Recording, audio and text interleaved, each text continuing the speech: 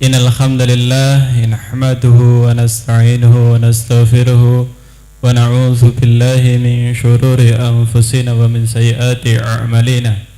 May yahdihillahu fala mudilla lahu wa may yudlilhu fala hadiya lahu. Asyhadu an la ilaha illallah wa asyhadu anna Muhammadan abduhu wa rasuluhu la nabiyya ba'da. Qala Allah ta'ala fi kitabihil karim A'udzu billahi minasyaitonir rajim. Bismillahirrahmanirrahim. Innallaha yuhibbul ladzina yuqatiluna fi sabilihi safwan ka'annahum bunyanun marsus. Al-ayah. Bapak Ibu dan seluruh jamaah Ahad pagi yang dirahmati oleh Allah, pertama-tama marilah kita panjatkan puja dan puji syukur kita kepada Allah karena nikmat kesehatan dan segala nikmat yang diberikan kepada kita sehingga kita dapat menghadiri pengajian Ahad pagi seperti biasa tanpa suatu halangan apapun. Amin. Salawat serta salam semoga tetap kita curahkan kepada junjungan Nabi besar Muhammad sallallahu alaihi wasallam yang telah memberikan suri tauladan kepada kita sehingga kita dapat menjalani hidup di dunia dan di akhirat ini dengan baik. Bapak Ibu dan seluruh jamaah pengajian akhlak yang selalu dalam lindungan Allah,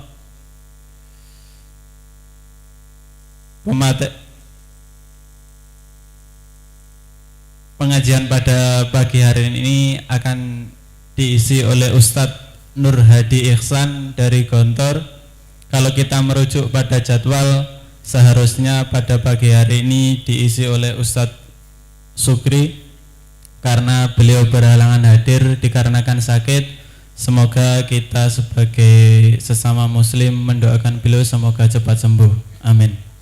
Sebelum acara ini dimulai atau pengajian ini dimulai, ada sedikit pengumuman dari panitia, yakni mengenai terapi massal dan seminar hipnoterapi yang diadakan hari Jumat tanggal 15 Juni 2012 di tempat Aula PDM Ponorogo, Jalan Jawa, waktu jam 15 waktu Indonesia Barat sampai selesai dengan kontribusi 25.000. Demikian, sebelum pengajian ini kita mulai, marilah kita buka dengan bersama-sama membaca Bismillahirrahmanirrahim.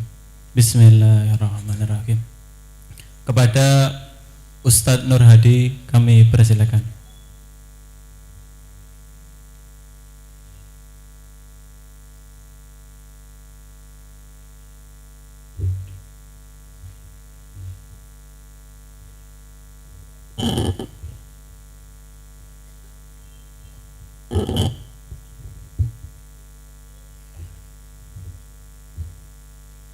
Bismillahirrahmanirrahim. Assalamualaikum warahmatullahi wabarakatuh.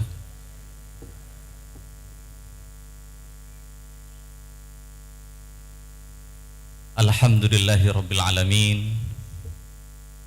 Asyhadu an la ilaha illallah, asyhadu anna sayyidina Muhammadan abduhu wa rasuluh.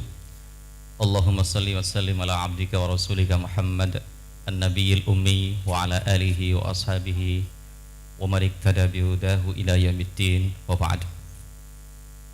Wa yaqulu subhanahu wa ta'ala fi kitabil aziz, laqad kana lakum fi rasulillahi uswatun hasanah.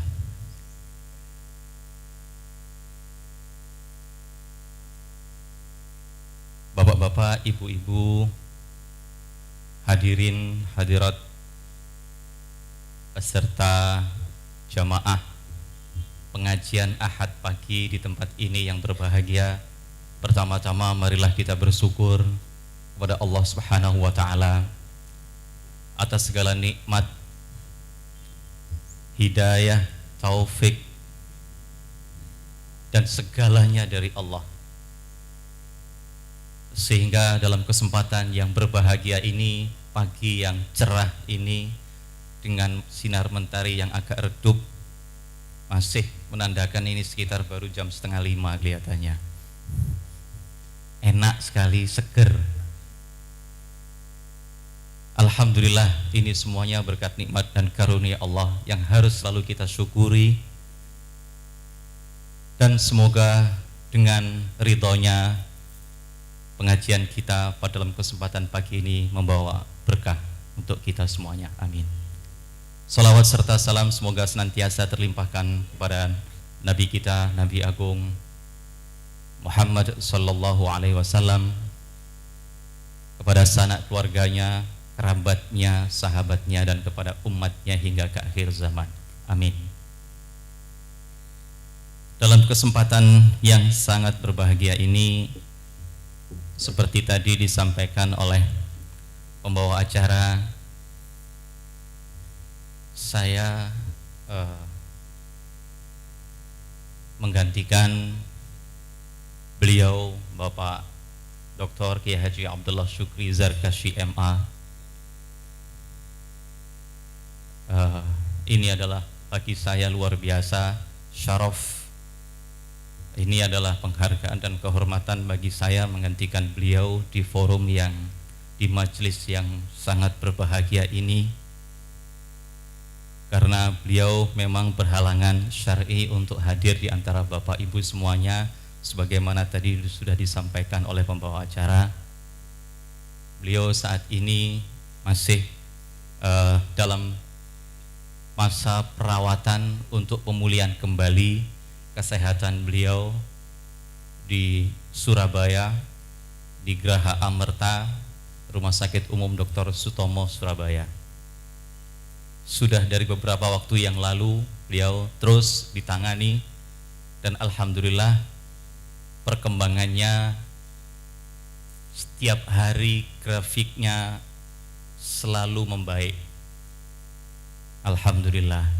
Ya memang pelan, bertahap, betul ya. Dan untuk recovery total itu memang memerlukan waktu untuk beliau. Barangkali dalam kesempatan ini saya memulai tidak apa-apa dengan menceritakan tentang bagaimana dan seterusnya mengenai beliau ini, dan sekaligus nanti insya Allah itu dapat kita hubungkan, kita kaitkan dengan topik yang semestinya beliau sampaikan pada kesempatan pagi ini, yaitu character building, membangun karakter, character building. Beliau adalah sosok yang bagi kami ya guru, kiai, bapak, dan ya segalanya untuk kami. Beliau di Gontor sangat aktif, dinamis, kreatif, inovatif, energik, full spirited, full motivation. Ya, tidak terbayangkan oleh bahkan kami yang muda-muda. Semangatnya, motivasinya, idealismenya, cita-citanya, harapannya, dan diwujudkan dengan kerja kerasnya dalam membimbing, membina, mendidik, mengarahkan, mengawal santri-santri dan bahkan juga para alumni, serta juga tidak lupa membina masyarakat yang mungkin beliau jangkau.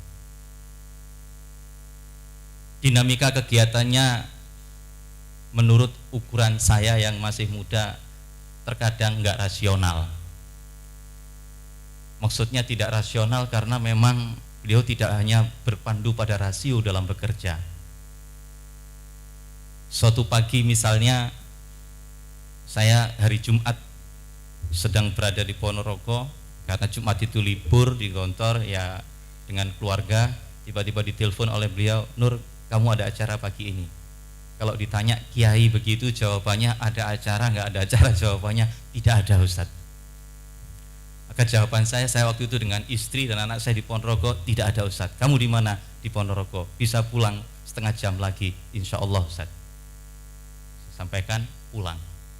Lalu kemudian berangkat dengan beliau sudah siap pada jam yang dekat pagi, dari jam 8, 9 begitu, berangkat ke Pondok Putri, dan beliau yang drive, yang nyetir sendiri. Di sepanjang perjalanan bercerita tentang pondok, tentang perjuangan, tentang sejarah, tentang masa depan, tentang bermacam-macam yang isinya adalah ingin menumpahkan pengalaman itu kepada kami, membina kami, mendidik kami, mengarahkan kami yang ada bersama beliau ketika itu dalam kendaraan. Dan itu diantara cara beliau dalam membina. Sampai di Mantingan mengumpulkan para pengasuh, pimpinan pengasuh dan lain sebagainya, guru mengarahkan di sana dan lain sebagainya. Sampai kemudian sebelum Jumat kita Jumatan, pulang di jalan Jumatan. Jumatannya bukan di jalan tapi di masjid. Jumatan di jalan tabraki mobil nanti. Mampir di masjid dan Jumatan. Selesai Jumatan di situ dan masih beliau yang nyetir. Itu sudah selesai Jumat menuju ke Kediri. Di perjalanan kita makan siang, makan siangnya lagi-lagi bukan di jalan, makan siangnya di rumah makan, makan, terus diganti dan keliling sampai di Kediri Gontor Putri 5, mengarahkan di situ, mengontrol, menegur, ya. Prinsipnya garis besarnya mengawal. Kemudian setelah itu ke Gontor 3, terus sampai mengumpulkan guru-guru, bu guru apa semua dikumpulkan, diarahkan, dipahamkan, dimengertikan mengenai Gontor, dimengertikan nilai-nilainya, dimengertikan filosofinya, dimengertikan sistemnya, dimengertikan keseluruhannya. Lalu pulang sampai menjelang memasuki jembatan Jabung hampir jam 10 malam. Saya tanya beliau, Ustadz, gimana Ustadz? Terasa lelah dan payah? Jawabannya di luar dugaan saya, enggak, saya enak hari ini, nikmat sekali rasanya. Coba Bapak bayangkan dari jam 8, 9 pagi sampai jam 10 malam, jawabannya enak, nikmat, enggak capek, masuk akal enggak? Belas enggak masuk akal menurut saya, karena ukurannya mestinya capek. Dengan dinamika yang begitu padat, tetapi ternyata ini memberikan kenikmatan tersendiri. Enak saya pakai ini, hari ini enak saya. Ya, memang Ustadz tiap hari juga begitu dalam hati saya. Nikmat rasanya. Nah ya ini yang susah dimengerti, nikmat rasanya. Nikmat saya, enak hari ini. Terus, dan begitu sampai di tempat pun tidak langsung beristirahat, masih menerima beberapa lagi yang menghadap dari guru.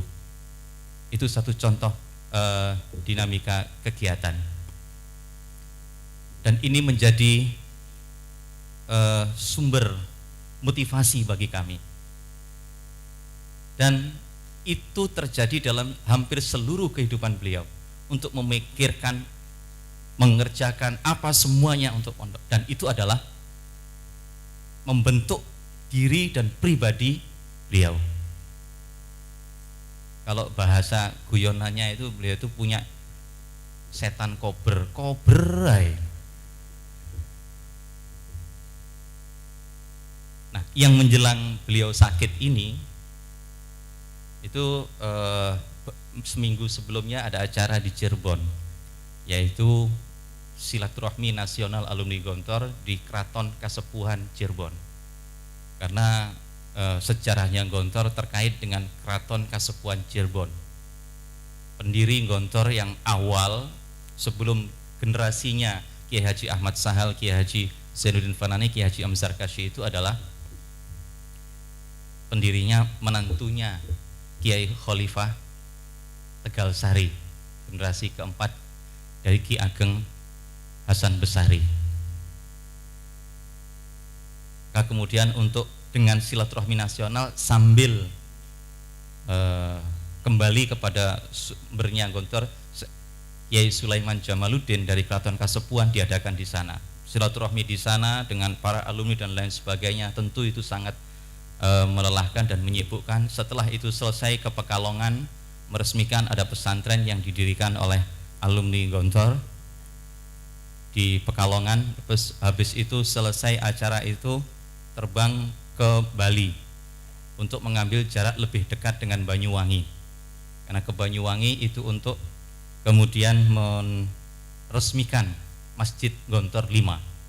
Kalau pakai darat, Banyuwangi itu dari Cirebon lebih jauh dari ke Mekah.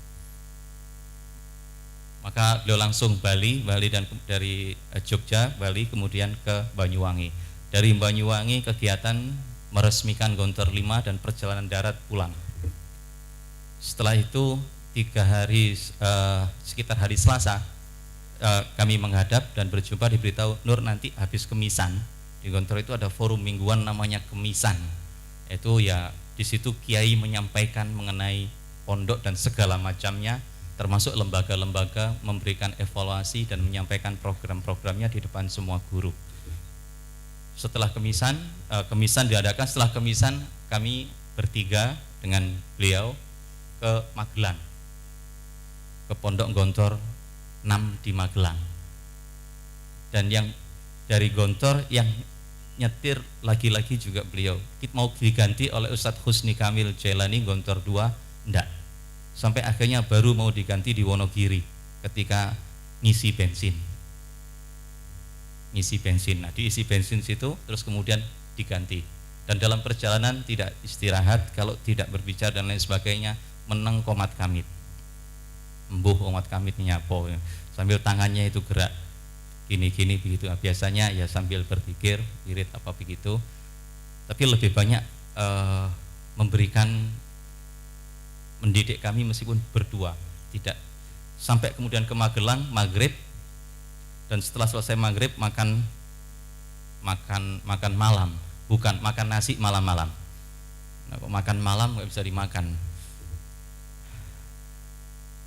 Di Magelang selesai begitu, ngumpulkan semua guru dan istri-istrinya guru, dikumpulkan sama seperti itu, ditatar sampai sekitar jam 9 atau setengah 10. Setelah itu kita ke Jogja, nginep di Jogja.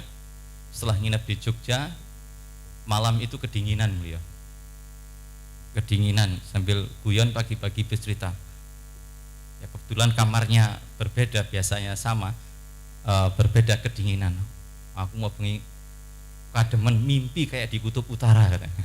Begitu bangun nyari endi nggone nyilikne AC jare. Ora ketemu. Akhirnya masuk di dalam selimut gitu saja, aman. Pagi agak siang sedikit kita berangkat menuju Mantingan, sampai kemudian juga sholat Jumat di masjid di perjalanan. Sampai Mantingan kira-kira jam setengah 4, jam 4 di Gontor Putri. Diterima oleh adik beliau Ustadz Kiai Haji Ahmad Hidayatullah Zarkashi selaku pengasuh di situ, dan beberapa guru diterima, dan beliau bercerita, dipersilakan oleh Ustadz Hidayat, Mas istirahat dulu. Enggak, nanti aja. Sampai kira-kira setengah 5, jam 5 baru kemudian beliau istirahat. Sholat maghrib menjelang isya dia keluar, kita makan malam, dan habis itu kumpulkan semua guru di Gontor Putri 2, Putri 1, Putri 3 dengan istri-istrinya, dan beliau berbicara di depan mereka sampai jam 11 malam. Dan kami berpikir ketika itu beliau akan beristirahat di tempat itu, kita besok pagi kembali ke Gontor. Begitu selesai ceramah, kita pulang sekarang. Kita pulang sekarang. Siap Ustadz. Yang nyetir Ustadz Husni sekarang, beliau tidak menyetir, tidak drive. Demikian Ustadz Husni maunya agak cepat di perjalanan supaya segera sampai Gontor. Ditarik mobil itu 60, 70 naik.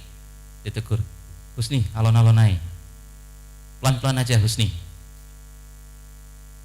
pelan-pelan aja. Pak Husni sudah pelan-pelan lagi. Nanti kelihatan ngobrol asik, berbincang-bincang dengan beliau, dikencangkan dikit lagi oleh Pak Husni. Set, pelan-pelan saja. Tahu beliau menyatu betul kalau dengan mobil itu. Ya, jadi mobil ini seperti apa, supir kayak apa, menyatu betul, dan karena itu beliau enjoy betul di kendaraan itu. Dan salah satu cara beliau mendidik kami, membina kami, dan bahkan menerima tamu dan menghormati tamu adalah dengan membawa kendaraan, disupiri sendiri, di drive sendiri, keliling pondok, keliling Ponorogo. Dan ternyata itu sangat berkesan bagi tamu-tamu. Saya ketemu Profesor Dr. Azumadi Azra di Jakarta misalnya, yang beliau ceritakan ketika ke Gontor apa? Itu bangga, gembira bahwa diajak keliling oleh Pak Yai, disupiri Pak Kiai sendiri, dan disitulah Kiai bisa berbicara apa saja, lebih terbuka. Begitu juga dengan tamu-tamu yang lain. Nah, kalau sudah begitu enjoy betul. Jadi ada kimia tertentu antara persenyawaan beliau dengan mobil, dengan kendaraannya itu. sampai akhirnya, dan itu istirahat sangat minim di kendaraan karena 60 jalannya paling tinggi. Sampailah kami di Gontor sekitar jam 2 malam. Jam 2 malam, pagi beliau sudah berkegiatan lagi, olahraga, malam sudah memanggili guru lagi, dan begitu seterusnya.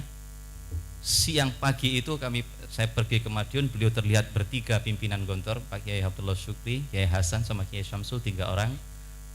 Saya pergi ngantarkan tamu ke Madiun. Tiba-tiba sekitar jam berapa ditelepon bahwa beliau di rumah sakit RSUD Ponorogo. Akhir dari cerita itu adalah sekitar jam setengah 12 beliau mengajak di kantor pimpinan yang 3 itu, beliau mengajak beliau bertiga pimpinan ini keliling Gontor, keliling kontrol ini kontrol itu, lihat suasana dan lain sebagainya, dan beliau yang menyetir. Begitu selesai turun Kiai Hasan dan Kiai Syamsul turun, beliau pulang. Sampai rumah nelpon, "Bu, awakku nggak enak, mulio." Tidak ada, Ibu. Dan akhirnya duduk di kursi begitu, kebetulan Ustadz Adib menantunya itu sudah ditelepon, dan sampai ke rumah beliau terlihat beliau lelah, terus kemudian mengatakan sakit di bagian belakang sini, agak enak, disuruh dipijeti. Setelah dipijeti beliau kemudian terlihat lemas sekali, dan akhirnya diangkat oleh Ustadz Adib menantunya ke tempat tidur. Plek, setelah itu beliau tidak sadar. Terus kemudian dibawa ke rumah sakit Ponorogo, ditangani secukupnya. Tampaknya yang terlihat adalah tensi darahnya yang tinggi, tensinya tinggi sampai 230-an ketika itu. Terus kemudian ditangani di Ponorogo, ditunggu turunnya tensi, dan beliau cepat sadar. Mungkin beliau tidak sadar itu hanya setengah sampai 1 jam saja, dan setelah itu sadar, sampai sekarang sadar. Hanya memang kadang-kadang oleh dokter dibuat nggak sadar gitu. Oleh dokter dibuat tidak sadar. Sebab kalau sadar beliau berpikir macam-macam, berpikir banyak sekali, berpikir. Maka begitu sadar di Madiun itu minta, belum sholat, mau sholat, setelah sholat apa dan lain sebagainya, terus menunggu kondisi turun. Ketika 190 ditunggu turunnya tensi ini supaya bisa dibawa ke Madiun. Ya, tapi 190 dibawa ke Madiun diperiksa, terus kemudian 1 malam di Madiun, sorenya Senin sore dibawa ke Surabaya, dan kemudian langsung ditangani oleh tim dokter, dan insya Allah yang menangani tim dokter yang baik yang ada di Jawa Timur. Karena ketika itu besoknya beliau masuk, sekarang besoknya Pak Karwo dan timnya semuanya rapat dan menangani itu, dan langsung telepon juga ke Jakarta, ke Istana, dan mendapatkan arahan-arahan bagaimana penanganannya. Nah, begitulah beliau kemudian terus akan dioperasi karena ada semacam pendarahan, atau akan ketika di Surabaya pendarahan, di Madiun sudah ada tapi disedot kemudian dengan obat begitu dicairkan, tapi kemudian diperiksa lagi didapati ada pembuluh darah yang berpotensi untuk pecah lagi. Jadi pembuluh darah yang berpotensi untuk pecah. Karena berpotensi untuk pecah, maka itu diklik di apa begitu, maksudnya supaya tidak pecah, itu dibuka, dioperasi supaya itu tidak sampai pecah, diklik atau diapakan lah, gitulah kata dokter itu. Nah, ketika mau dioperasi, hari itu adalah hari mestinya beliau ke Jambi. Maka sama anaknya, "Aku saiki arep nang Jambi, aku ora apa-apa." Ada Adib lewat, menantunya, "Tiketnya wis." Makanya semua minggir. Nah, itulah tadi alasannya kenapa dokter membuat beliau istirahat lebih panjang. Jadi kalau kesadarannya begitu, berpikir terus, dan yang dipikirkan adalah agenda dan program kegiatan beliau, dan begitulah beliau sampai akhirnya terus ditangani alhamdulillah oleh dokter-dokter yang baik. Dan kemarin ketika ada berita yang seperti apa gitu, akhirnya dokter Istana datang diutus, lalu kemudian juga utusan dari sana siangnya juga akhirnya rapat, dan dilihat hasil penanganannya, dikatakan oleh dokter proses penanganannya sudah bagus, dan di semua rumah sakit manapun akan seperti ini penanganannya, dan grafiknya sudah bagus. Karena itu tidak perlu dibawa ke Jakarta, dibawa ke mana sama, dan ini sudah bagus perkembangannya. Memang perlu waktu untuk proses recovery totalnya beliau ini. Ya, keluarga sabar dan lain sebagainya. Dan ya alhamdulillah kami semua dalam situasi semacam demikian terus selalu berdoa dan mendoakan serta memohon doa kepada semua saja. Dan dalam kesempatan ini saya pribadi mohon keikhlasan bapak-bapak, ibu-ibu, meskipun tadi sudah itu, untuk kita bersama-sama mendoakan beliau serta mendoakan keluarga-keluarga kita. Mungkin ada yang sakit, ada yang kesusahan, ada yang terkena musibah dan lain sebagainya. Semoga beliau yang sakit, Ustadz Syukri dan keluarga kita segera diberi kesembuhan yang total. Yang susah, yang musibah juga diberikan kemudahan oleh Allah. Ala hadhihi niyyah wa kulli niyatin salihah. Al-Fatihah.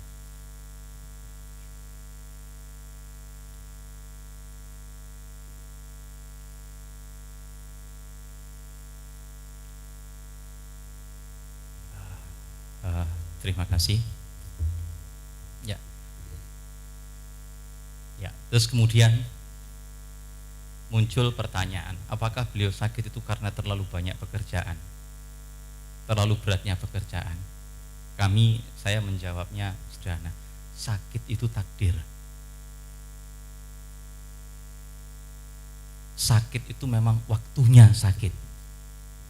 Orang meninggal itu memang waktunya meninggal.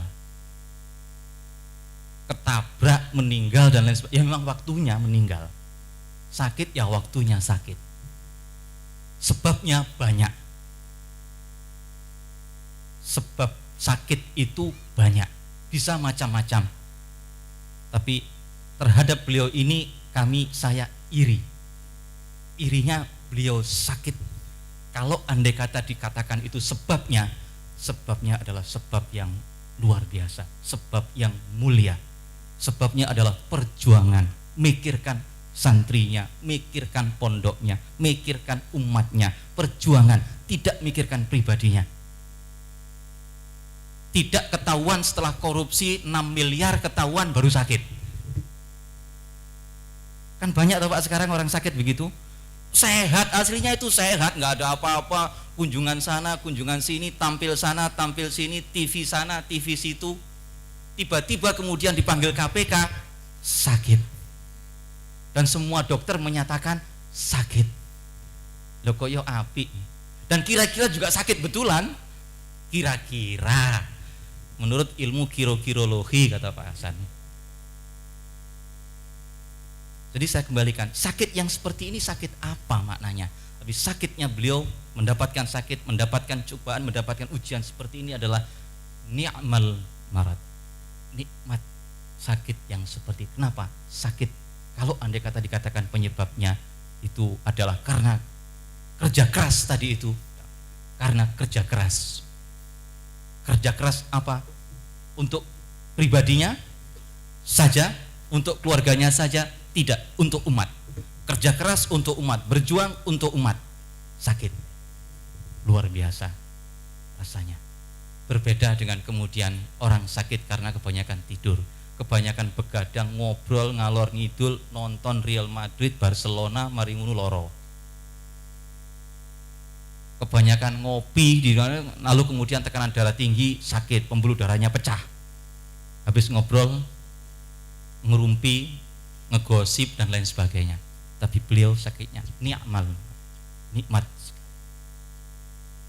Dan ini adalah mungkin proses ujian dan memang waktunya beliau sakit. Sehingga kemudian kalau gitu kita jangan bekerja berlebihan. Beliau sudah mengukur lebih apa tidak lebih, itu sudah diukur semuanya. Sesuatu yang capek buat kita, bagi beliau bisa nikmat. Saya teringat ketika beliau bercerita bertemu dengan kalau kepala militer tingkatan Ponorogo ini apa? Kodim Pak ya. Kodim ya, kepala kayak di depannya di mana itu terminal lama itu. Berjumpa dengan dia dalam berbincang-bincang itu menanyakan begini. Pak Yai, saya itu kalau berada di sebuah tempat tugas sampai 5 tahun atau lebih udah mulai jenuh saya. Pengen cari yang baru lagi. Pak Yai ini gimana? Sudah berapa lama mimpin pondok? Ketika itu sekitar 15 atau 15 tahunan sampai 20 tahunan.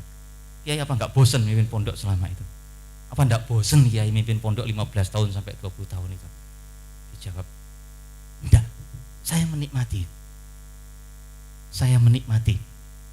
Nah, ini kan jawaban yang kenapa bisa menikmati pekerjaan seperti itu? Karena menyatu dengan pekerjaan, integrated terhadap pekerjaan. memahami betul prinsip-prinsip pekerjaan, apa yang dikerjakan, mengapa bekerja, untuk apa bekerja, sampai mengapa bekerja, apa yang dia perjuangkan, untuk apa perjuangannya, mengapa harus berjuang. Persoalan hidup ini manusia adalah susah menjawab untuk apa dan mengapa. Nah, dalam kaitan ini, disinilah pentingnya pendidikan tentang kepribadian, pendidikan mengenai karakter, character building, yang sehingga kemudian membentuk kerangka pikir, pola pikir, membentuk sikap, membentuk tingkah laku yang benar. Sebenarnya pendidikan itu kan pada terutama pada jenjang-jenjang mulai usia dini sampai menengah seharusnya lebih menekankan kepada ini. Dan ini memang nggak bisa diukur, Pak. Nggak bisa diukur nanti olimpiade pendidikan karakter gitu. Ya nggak bisa diolimpiadekan karakter itu. Nggak bisa diukur dengan ukuran-ukuran objektif, ukuran-ukuran ilmiah tentang hasil pendidikan karakter itu sehingga seperti apa. Belum tentu bisa dengan tepat. Tetapi itu pendidikan. Sekarang ukuran keberhasilan pendidikan kan secara umum dilihat dari prestasi akademik yang bersifat intelektual, rasional, akademik semata-mata. Sementara aspek-aspek yang lain kurang menjadi perhatian. Nah, baru kemarin mulai tahun 2010 negeri ini gegap gempita untuk membahas pendidikan karakter. Hari Pendidikan Nasional, Menteri mencanangkan mengadakan seminar, mengadakan workshop, mengadakan apa tentang pendidikan karakter. Hari Sumpah Pemuda 2010 diisi juga dengan pendidikan karakter. Terus hari ini nggak tahu bagaimana jeluntrungnya itu. Masih berlanjut insya Allah. Dan mengapa merasa penting pendidikan karakter itu dilakukan? Saya tadi pagi-pagi sebelum kesini sempat mencoba mencari apakah kita ini memang memerlukan pendidikan karakter. Maka ada seorang yang mencermati pendidikan karakter ini pada dewasa ini, dan dia mengatakan ada 10 tanda zaman yang itu memerlukan pendidikan karakter. Saya kalau membaca tanda zaman kok eling Longgo Warsito. Ini ada profesor dari Cortland University menyebut istilah tanda zaman. 10 tanda zaman. Zaman yang jika ke-10 hal ini terjadi, maka memang zaman itu yang di dalamnya bangsa itu, bangsanya, umat itu, masyarakat itu sedang menuju ke keterpurukan dan harus waspada karena itu berbahaya.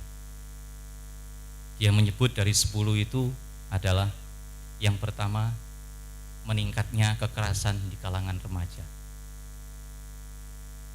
dan masyarakat secara umum. Nah, di lingkungan kita ini sudah ada belum tanda itu?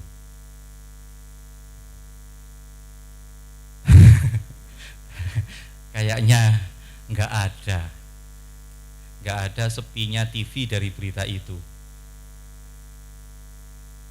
Saya baru melihat ya, anak-anak kita sudah pandai, sudah terlatih betul, mulai tingkatan menengah bahkan sampai mahasiswa. Yang namanya tawuran itu menjadi salah satu karakternya pelajar-pelajar kita. Tawuran, kekerasan, jangan-jangan jadi kurikulum, Pak ya. Kurikulum tawuran. Kekerasan terjadi di mana-mana. Pembunuhan, mutilasi, kita tidak, sudahlah semua itu menghiasi. Dan TV merasa nyaman mengekspos itu, tidak merasa bahwa itu ada masalah. Dan itu konsumsi berita yang kekerasan di mana dilakukan oleh siapa saja. Jelas ini sudah menjadi tanda zaman yang terbaca. Yang kedua, penggunaan bahasa dan kata-kata yang buruk, kata-kata yang kotor sudah biasa. Bahasa-bahasa yang tidak enak di telinga itu sudah menjadi nyaman saja. bahasa yang dipelintir-pelintir dari baik diplesetkan sudah menjadi nyaman saja dikatakan. Ya. Itu sudah menjadi gejala. Pengaruh peer group atau kelompok-kelompok, ada geng-gengan gitu. Ini juga sudah ada. Jadi yang disebutkan Pak Thomas Lighona ini sudah ada juga. Kemudian meningkatnya perilaku merusak diri. Meningkatnya perilaku merusak diri seperti apa? Merusak diri itu ya minum minuman keras. Minum minuman, kalau yang minum minuman nggak maksudnya minum minuman keras, oplosan.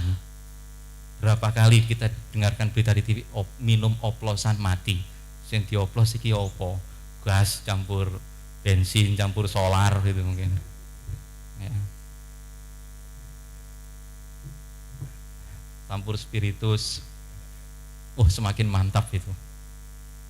Gejala itu sudah di mana-mana, tidak di kota. Kalau di kota dengan style dan gaya tingkatan kota itu seperti apa? Kalau di desa ya tingkatan desa. Bapak melihat ketika Sukhoi jatuh itu, salah satu fotonya sedang menyajikan minuman ala Rusia, yang itu juga bagian dari minuman yang tidak baik untuk diminum orang Muslim. Minuman keras. Ya, kalau minuman lunak tidak apa-apa.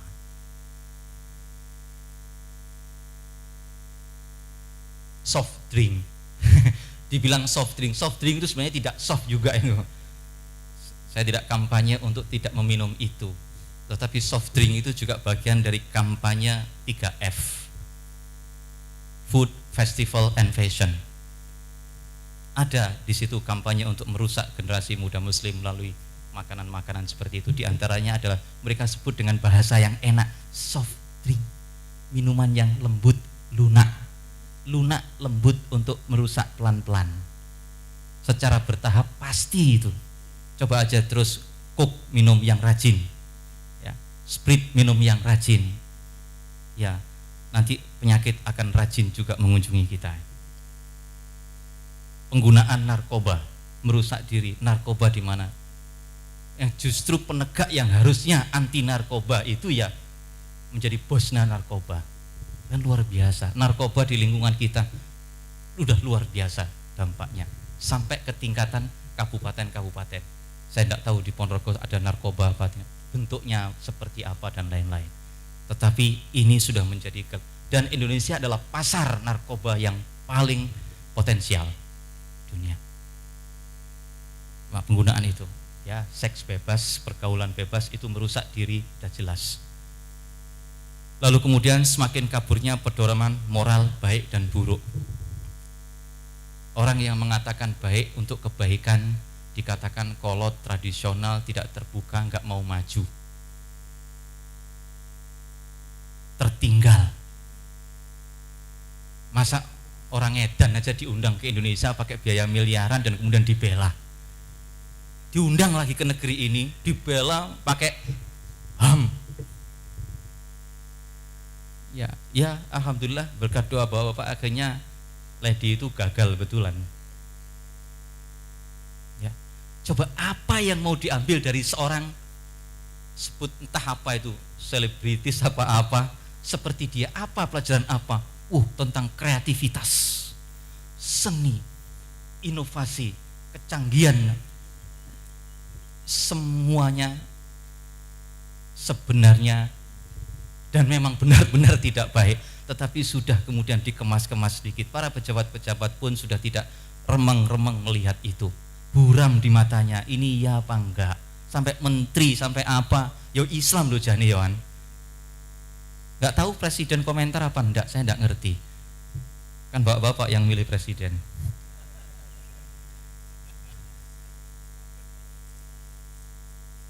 Ya memang pemimpin itu seperti kualitas yang dipimpin. Ada ungkapan bahasa Arab, kama takunu yuwalla alaikum. Kama takunu yuwalla alaikum. Ya seperti apa masyarakat itu, ya seperti itulah nanti pemimpinnya. Seperti itulah pemimpinnya.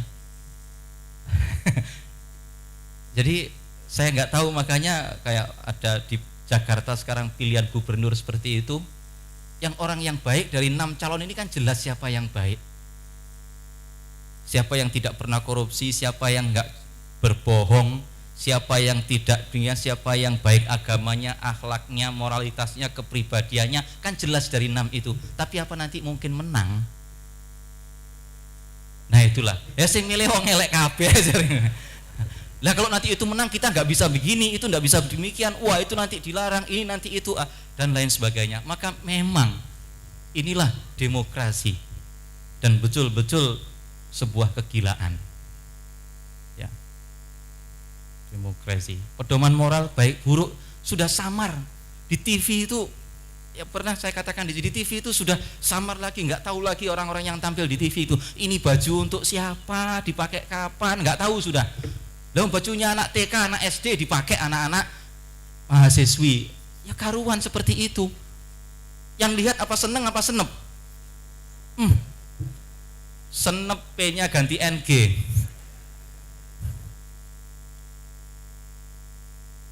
Ya. Seperti itu. Dan itu dikatakan itu pantas dalam standar kepantasan. Lu padahal undang-undang pornografinya yo ada. Ya, komandan jenderalnya yang untuk dengan yo ada, tapi di mana mereka semua? Tiarap. Ya, tiarap. Karena kalau itu akan mengganggu kepentingannya. Jadi pedoman moral baik dan buruk menjadi tidak jelas, kabur semuanya. Kalau ini kabur. Menurunnya etos kerja. Etos kerja menurun. Semangat kerja, datang kerja kalau bisa lambat, pulangnya cepat. Coba saja kalau ada kunjungan-kunjungan itu, programnya 5 hari, 3 hari, yang terjadi berapa hari? Bahkan ada yang tidak pergi, tapi tiketnya semua, proses hotelnya dan lengkap itu, kwitansinya lengkap dan bisa dicairkan itu uangnya karena semuanya lengkap. Ini etos kerja seperti apa? Dan itu adalah mereka-mereka yang terhormat, yang kita pilih itu loh. Ternyata kunjungan itu sendiri sudah masalah. Kunjungan itu sendiri sudah masalah. Yang kedua, nggak datang ke tempat kunjungan itu dan mengambil bagiannya. Masalah, ya masalah, ala masalah. Etos kerja turun. Ya, anak-anak muda bisa kita lihat sekarang dalam ya keseharian tidak usah dicari. Tinggal keliling saja apa yang terlihat di depan mata kita. Maunya ketika muda seperti itu, ketika tua kaya raya, mati masuk surga. Surga mbah. Ya. Muda santai foya-foya, tua kaya raya, mati masuk surga. Enak itu. Kata-kata itu tidak baik, tapi kelihatannya kan sedap tuh diungkapkan. Semakin yang ketujuh, ini orang barat loh yang ngomong. Saya tadi kalau yang ngomong ini ulama Islam, Imam Ghazali begitu, ya mesti jawabannya kan begitu. Ini yang ngomong orang barat, sekuler. Ini orang barat dan mereka menganggap ini adalah problem. Kalau yang ngomong ini ulama-ulama kita jelas dan kita sepakat semua. Tapi ini orang barat yang mereka sendiri ini melihat ini masalah. Semakin rendahnya rasa hormat kepada orang tua dan guru. Coba orang tua sekarang itu melihat anak-anaknya gimana. Kalau zaman dulu bapak-bapak masih kecil terhadap orang tua, mau lewat depan orang tua saja pakai nunduk, mau makan ininya pamit, mau itu demikian, mau itu demikian. Anak-anak kita seperti apa? Anak-anak sekarang untuk sekolah saja sudah sampai kepada tingkatan maksa orang tua untuk menyekolahkan dia ke tempat A dan minta fasilitas B, C, D. Kalau enggak, tak bong omahmu Pak. Coba rasa hormat kepada guru. Sekarang jujur saja para guru, berani enggak guru sekarang tidak menaikkan kelas anak?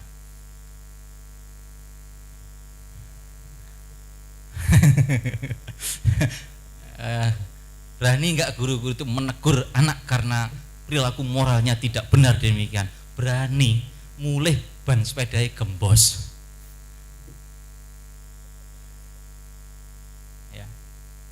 rasa hormat kepada orang tua dan guru. Ini orang barat yang nulis ini. Jadi guru, penghormatan kepada guru. Cuma masalahnya guru juga harus bertanya, pantas nggak guru itu dihormati? Anak sudah dilatih oleh orang tuanya, nak jujur, nak jangan nyontek, nak mandiri, nak Allah itu ada sama. Lah kok guru ning sekolah, nak nyontek kok yo, nek gak nyontek kon kok gak lulus. Nek gak lulus, prestise sekolah kita nanti akan turun. Kepala sekolah akan diturunkan oleh kepala Dignas. Apa yang harus dibuat? Kadung. Ini kot kadung gitu masalahnya itu. Oke. Jadi harus seperti itu. Rasa hormat kepada guru sudah seperti itu. Ya, contek menyontek ini budaya nasional yang perlu dipelihara dan dikembangkan. Menterinya kan pura-pura tau gini tau, menteri nggak ada nyontek, nggak ada pak yang nggak nyontek, nggak ada nyontek, ini nyontek dan lain sebagainya. Apa raketok?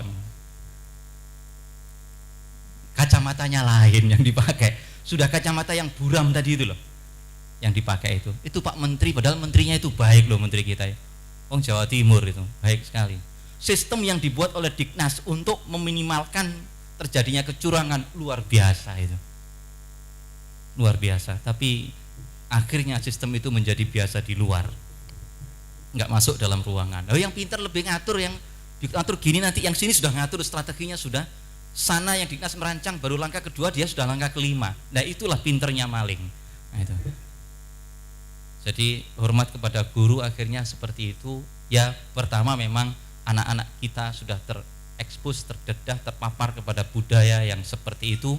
Lalu kemudian juga kadang-kadang kita para guru perlu introspeksi. Rendahnya rasa tanggung jawab individu dan kelompok, sudah membudayanya kebohongan dan ketidakjujuran. Contohnya jelaskan di depan mata tiap hari. Ya. Bayangkan seseorang yang seperti itu kemudian melakukan tindakan-tindakan yang saya tidak tahu persisnya seperti apa. Pokoknya nanti kalau saya korupsi urusan ini gantung saya di situ nanti gitu. Aktornya berarti gitu. Ya sing nampak duduk aku. Baik, kebohongan di depan itu nyata sekali. Tapi kemudian dipoles kebohongan-kebohongan itu menjadi indah, ilmiah, akademik.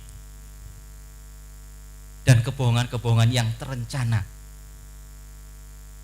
ketidakjujuran, lalu adanya rasa saling curiga dan kebencian antara sesama kepentingan. Coba orang-orang yang berada pada seperti pada pemimpin puncak negara itu seperti apa? Rasa saling curiga, kebencian antar sesama. Inilah sehingga kita katakan pendidikan karakter betul-betul penting dan perlu. Karena semuanya ini sudah nyata di depan kita. Apakah dalam situasi seperti ini kita kemudian pasrah, yo mesisan, yo wis nek ngono mesisan, sekalian saja kalau begitu, rusak ya rusak oh. Nek ora edan ora kumanan. Ya, betul-betul ini edan. Nek ora edan itu jadi orang aneh kan?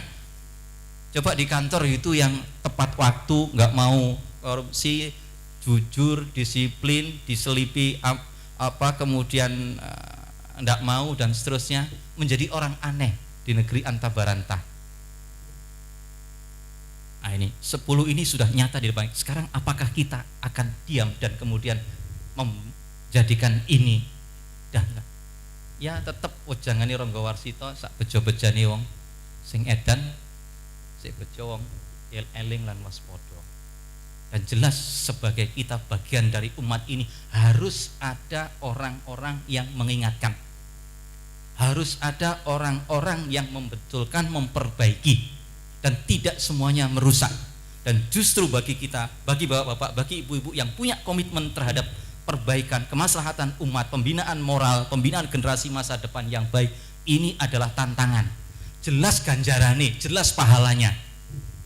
Ya, Jelas tantangan itu menghadirkan, kalau nggak ada begini pahala kita itu kurang. Minimal ada begini, kemudian kan ada berdoa, ya Allah, ingin Gusti Allah kan, ya Allah, eling saja itu sudah bagus. Kok seperti itu? Lalu kemudian bergerak untuk memperbaikinya. Ya, ini sudah memperbaikinya, ya bagaimana ya? Ya memang tidak bisa parsial sebenarnya, tidak bisa sepotong-potong, tidak bisa demikian. Tapi kalau tidak bisa apa ditinggalkan?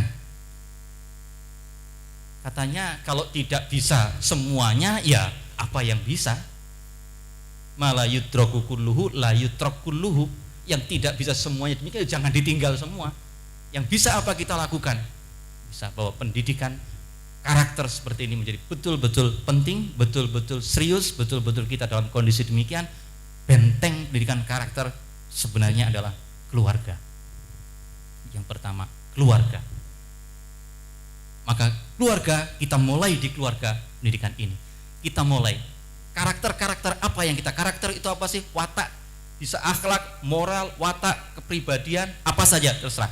Sifat-sifat yang itu kemudian tertanam dalam batin kita dan keluar secara spontan dan kita tidak merasa terbebani. Yang keluar itu sudah otomatis. Kalau memang karakternya baik, yang keluar itu otomatis baik. Otomatis ketika kemudian menghadapi sesuatu, menghadapi demikian, yang keluar adalah sikap dan kata-kata yang baik, lalu kemudian perilaku yang baik. Otomatis bangun tidur itu mulutnya alhamdulillahilladzi ahyana. Gak usah mikir lagi, oh ndonga yo. Mikir, tangi turu ndonga. Gak usah mikir. Begitu bangun tidur, otomatis demikian. Otomatis ketika anaknya melakukan hal yang tidak baik, dia mengingatkan dengan cara yang baik. Kalau anaknya sudah tidak baik, diingatkan tidak baik, ketemu tidak baik, bubar. Jadi dalam institusi keluarga itu sangat penting sekali bagaimana orang tua. Lalu kemudian institusi sekolah. Sekolah bagaimana harus membina karakter. Sekarang ini sekolah saya tidak tahu arahnya karena situasinya seperti demikian, kurikulumnya sekolah itu kemana. Lembaga pendidikan sekolah bisa mendidik karakter, pertama kalau sekolahnya berkarakter, kedua guru-gurunya juga berkarakter, ketiga lingkungannya juga berkarakter. Kalau tidak tahan. Sekolah berkarakter seperti apa? Sekolah itu jelas punya nilai-nilai, punya filosofi yang ia perjuangkan, yang ia hendak capai, yang ia hendak wujudkan. Nilai-nilai itu bersumber pada apa? Kita orang Islam. Nilai-nilai harus bersumber dari nilai-nilai keislaman. Nilai-nilai keislaman, nilai-nilai keilmuan, nilai-nilai kemasyarakatan. Itu kemudian blend dijadikan dasar dari membangun nilai-nilai pendidikan di lembaga kita. Filosofinya harus diperjelas. Filosofi pembelajaran seperti apa? Apakah belajar itu untuk ijazah? Apakah belajar itu untuk ujian? Atau ujian itu untuk membangun tradisi belajar? Sekarang bisa kita lihat dengan mudah bahwa ujian adalah tujuan. Lulus, setelah lulus oleh ijazah masuk perguruan tinggi, demikian dapat kerja. Apakah itu tujuan belajar? Apakah itu yang akan yarfa'illahu alladhina amanu minkum walladzina utul ilma darajat? Sekarang belajar itu menuntut ilmu apa? Cari kerjaan masuk sekolah itu. Kalau masuk sekolah itu untuk mencari pekerjaan, sekolah itu bengkel untuk mengubah dan produk yang melahirkan para buruh. Kalau hanya itu, sekolahnya harus berkarakter, punya visinya seperti apa, melahirkan apa. Ya, berdasarkan nilai dan filosofi ini dibangun visinya, dibangun misinya, dibangun tujuannya. Jelas punya karakter. Ini sekolahnya para pemimpin. Ini sekolahnya orang-orang yang akan dikeluarkan dari sini dengan kejujuran, dengan amanah, dengan kapasitas keilmuan yang sempurna. Kira-kira sekarang itu kalau dulu Pak Hasan itu guyoni, mestinya sekarang itu sudah ada waktunya situasi seperti ini, ganti fakultas-fakultas semua. Fakultas kejujuran, fakultas keikhlasan, fakultas kemandirian, fakultas kesederhanaan, fakultas, ya guyonannya begitu. Karena kita kehilangan nilai-nilai itu dalam pendidikan. Kalau itu pun ditanamkan, seberapa banyak orang yang menanamkan itu? Dan itu tadi, ada hal-hal yang membuat kita kemudian beralih dari perhatian terhadap mendidik. Mendidik tidak sekedar mengajar. Kalau mendidik itu hanya mengajar, transfer of knowledge, semua orang bisa. Semua orang bisa. Pengajar itu mudah. Dan kalau hanya guru itu fungsinya sama dengan pengajar, gantikan dengan komputer dan perangkat robot-robot yang lain. Guru membuat dia menjadi guru karena punya jiwa, karena punya ruh, karena punya kepribadian yang ini tertransfer kepada anak. Zaman dulu orang-orang di kampung desa nggak ngerti buat ini sub ini apa, lalu kemudian ini kurikulumnya apa, lalu kemudian metodologinya bagaimana, sistem evaluasinya seperti apa. Orang-orang di surau-surau yang mendidik kita, ngajari kita ngaji, ngajari kita cerita-cerita dengan seperti itu, nggak pernah tahu itu. Tapi jadi, yang membuat jadi itu apa? Karena dia punya jiwa, dia punya keikhlasan, dia punya jiwa yang menjadi spirit dalam pendidikan itu. Nah, disinilah letaknya, problemnya akan kita hadapi. Maka ada ungkapan dalam pendidikan, kaifa yakunul mudarrisu takunul madrasah. Sekolah itu tergantung bagaimana gurunya. Maka kualitas guru harus betul-betul sehingga guru itu memang benar-benar layak dia menjadi guru. Jangan diganggu kemudian. Maka di sini sekolah harus menjadi institusi yang menjaga demikian. Masyarakat kita seperti ini situasinya. Masyarakat ya memang harus baik. Dan ketiga institusi ini, ketiga pusat pendidikan ini, rumah, sekolah, masyarakat, mestinya integrate, menyatu, punya tujuan yang sama, punya cara pandang yang sama, punya pemikiran yang sama, dan bagus. Itu. Tapi kalau tiga-tiganya sudah rusak, masyarakatnya sudah dirusak, di sekolah diajari jujur, diajari kerja keras, diajari kemudian ikhlas, diajari demikian, keluar di masyarakat yang terjadi berbeda, lahirlah sesuatu yang berbeda juga. Maka tiga lembaga ini yang bertanggung jawab untuk, dan dari semuanya itu sama seperti tadi, ketika sistem sudah bagus, ketika aturan-aturan sudah jelas, semua akan kembali kepada manusianya. Semua akan kembali kepada manusianya. Bahasa Jawanya, the man behind the gun. The man behind the gun. Artinya apa? Haus. Haus. The man behind the gun. Haus. Ya, iya, sistemnya bagus, ininya bagus, tapi ya tidak bisa pilih mana satu, dan tetap bahwa dua-duanya memang perlu, tapi manusianya. Sekarang kita mendidik manusia, kita nunggu anak pulang dari sekolah itu dengan penuh rasa percaya diri atau penuh kekhawatiran. Sekarang bapak-bapak, ibu-ibu, anak berangkat sekolah pagi, sekarang kita percayakan anak kita itu ke sekolah, berangkat dia jam 6:30. Saya biasanya di jalur Siman situ, ya, itu kalau sudah 6:30 setelahnya kita sebaiknya minggir dan hati-hati. Sebaiknya menghormati calon-calon generasi masa depan sedang menuju lembaga pendidikan untuk menuntut ilmu demi masa depan umat dan bangsa. Minggir, jangan coba-coba. Kita minggir dengan baik, monggo. Mereka gitu. Coba mulai berangkat jam 6 atau 6:30 sampai dia pulang nanti jam 1. Sekarang ini hati bapak ketika berangkat itu senang. Oh, anakku sekolah alhamdulillah tenang, main, tentrem, ayem hatiku. Mesti engko nek mulih dadi lan apike. Dan hati ini tidak deg-deg ser. Nyapo, mulih ora, belajar tenanan apa ora, terus gimana. Mungkin masih banyak yang begitu, tapi ada yang mengkhawatirkan anaknya ketika sekolah. Mengapa? Lembaga pendidikan bukan jaminan untuk masa depan ternyata. Ya, apa yang bisa kita perbuat sekarang? Ya jangan ditinggalkan ya di rumah. Akhirnya sekarang kita yang bisa kita lakukan, bapak-bapak, ibu-ibu, kalau bapak guru ya di sekolahan, kalau tidak ya di rumah. Sudahlah di rumah anak-anak dilatih seperti apa mestinya di rumah. Dan metode yang paling efektif untuk pendidikan karakter ini seperti tadi yang saya sebutkan dalam ayat yang pertama untuk membuka. Laqad kana lakum fi rasulillahi uswatun hasanah. uswah hasanah itu tidak ada yang sudah. Uswah hasanah itu makhluk apa? Itu makhluk yang luar biasa. Sekarang kita coba mau uswah hasanah untuk tidak korupsi. Siapa?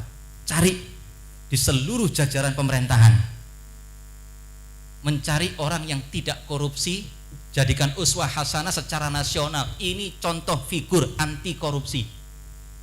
Bisa menemukan dan berani dia mengatakan, saya tidak pernah korupsi selama menjabat. Buktikan. Kalau terbukti, gantung saya nanti. Gitu.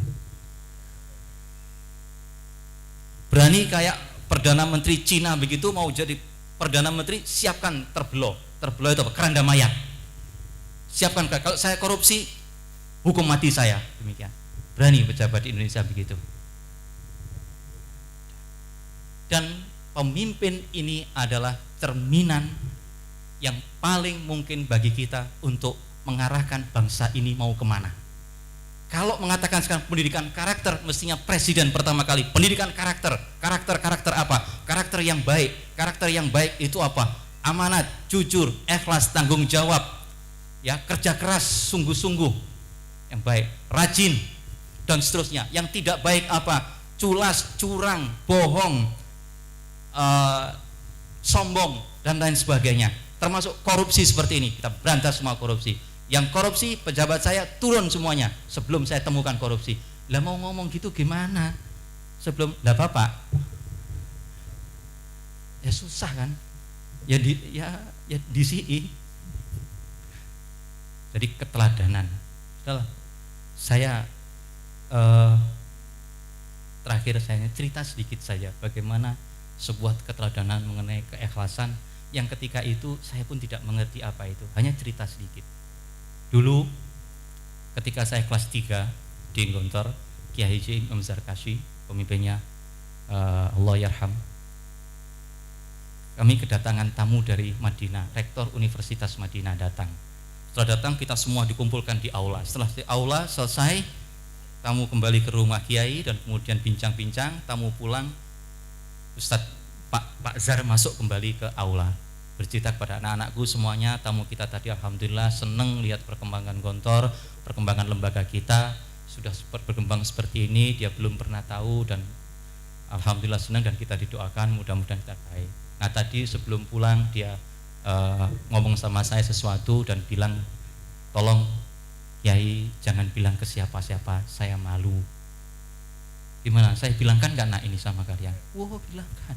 Tapi kata tamu tadi nggak boleh dibilang-bilangkan itu. Alah munyeng gitu. Pasti. Kan cerita lucu indah saja. Baik. Dikeluarkan selembar kertas. Kamu tahu ini apa? Uang, jelas tahu uang ketok. Uang, ini uang apa? Ini dolar. Nah.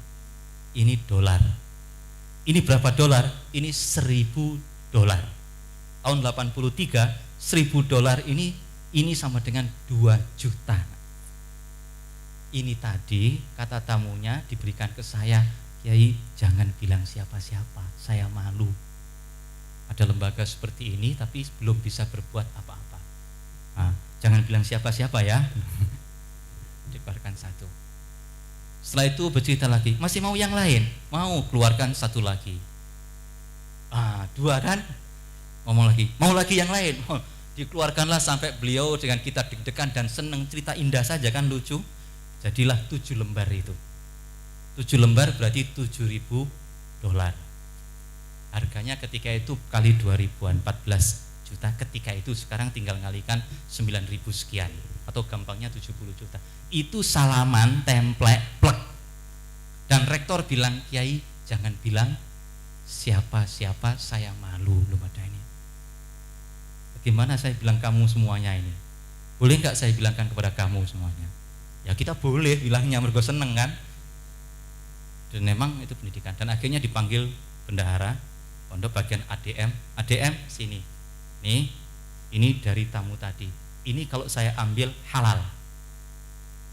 Kalau saya ambil halal. Diberikan kepada ADM untuk pondok. Nah, cerita terkenang betul di sini, tidak hilang sampai sekarang. Dan insya Allah sampai terbawa mati saya akan tetap ingat itu. ingat itu. Dan inilah bagaimana keteladanan ketika menjadi nyata, tidak perlu berbicara. Beliau tidak mengatakan ketika itu, kalau kamu nanti jadi kiai nak, kalau kamu jadi pejabat, seperti inilah. Ini contoh keikhlasan. Gak dikatakan itu. Cukup cerita seperti itu ditampilkan dengan keteladanan, selesai. Poin saya yang pertama keteladanan. Yang kedua, bagus juga begitu-begitu itu melalui cerita, kisah kepada anak-anak kita yang diceritakan. Mau cerita tentang kasih sayang, tentang kelembutan, tentang kepemurahan hati, ceritakanlah Nabi. Misalnya Nabi dengan pengemis di pojokan pasar Madinah, Yahudi pengemis yang setiap pagi duduk berdiri di situ maki-maki Rasulullah dari pagi sampai selesai pasar. Jangan percaya kepada Muhammad, Rasulullah itu pembohong, kalau kamu jangan terpengaruh dia pembohong dan lain sebagainya. Tiap hari maki-maki begitu. Dan tiap hari ada orang yang nyuapi makan ke dia sampai kemudian selesai. Setelah lama kemudian kok nggak ada yang nyuapi itu. Lalu Abu Bakar ketika ketemu Aisyah, adakah sesuatu dari sunnah Rasulullah yang belum aku laksanakan? Ada, ayah. Rasulullah biasa memberi makan kepada itu di sini begini. Itu belum dilakukan. Tolong dilakukan oleh Abu Bakar. Abu Bakar maka kemudian melakukan itu. Dia suapkan ini, harus suapkan. Ini siapa ini? Yang biasanya nyuapi kamu? Enggak, ora podo. Biasanya yang suapkan saya itu sudah lembut, enak, nyaman, saya telan. Ini kok lain kamu? Padahal sudah dibuat sepersis-persisnya Rasulullah melakukan itu. Tetap orang buta ini bisa merasakan bedanya. Nah itu. Akhirnya terus kemudian, mana orang yang biasa nyuapi saya? Orang yang biasa nyuapi kamu itu sekarang sudah meninggal. Dan dialah orang yang setiap hari kamu maki-maki dan kamu katakan berbahaya mengikuti dia. Setelah itu baru dia kemudian sadar bahwa dia selama ini salah. Dia kemudian aslama, masuk Islam. Seperti itu. Dengan cerita contoh. Dan kadang-kadang anak kecil nggak perlu dikasih, ini pesan moralnya demikian. Ya kadang perlu pesan moralnya untuk tahu, kadang tidak. Baik, saya pikir ini saja yang kami sampaikan. Mohon maaf atas segala kekurangan dan kekhilafan. Semoga kita semua diberi kekuatan oleh Allah untuk senantiasa dapat membina, membangun generasi masa depan, mendidik karakter mereka, akhlak mereka, sehingga menuju masa depan yang lebih baik diridhoi oleh Allah Subhanahu wa taala. Mohon maaf atas segala kekurangan. Wa'alafu minkum. Assalamualaikum warahmatullahi wabarakatuh.